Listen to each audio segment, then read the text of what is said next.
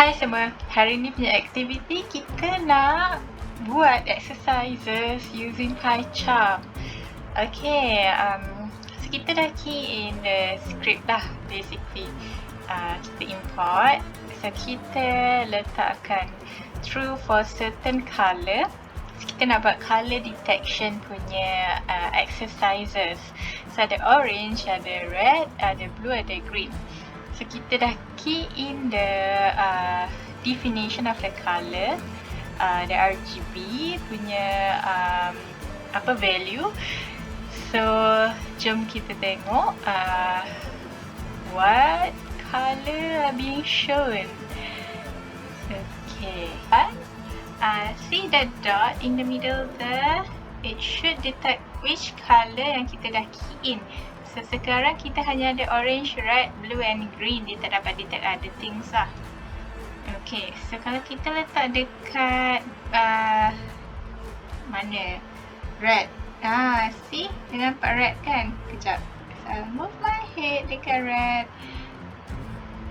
Dia detect orange, dia detect red.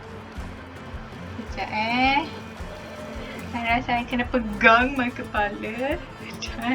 Macam mana nak buat ni? So black dia tak dapat detect. Kita move the line to red pun tak dapat. Kita apa? Move to orange. Sedikitlah sikit tadi. Penat dah kejap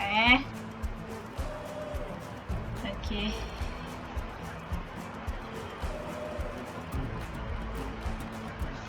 Okay, so ini kita ada certain colour, so it should detect blue, but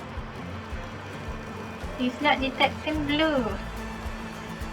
Come on blue, where are you? Detect blue.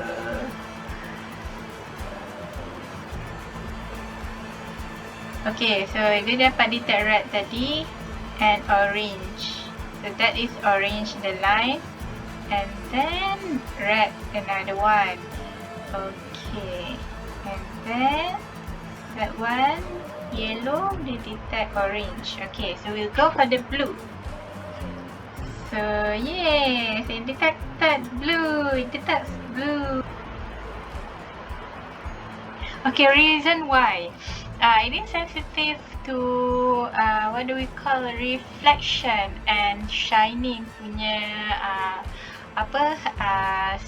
surface punya shiny lah. Color, kalau the surface is shiny or reflecting the light, so itu yang menyebabkan dia tak dapat nak detect.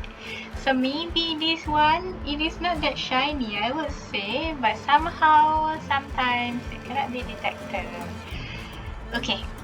So that's a very interesting punya example. Tengok letak dekat mirror pun tak dapat. So, kalau not applicable, not applicable. Alright.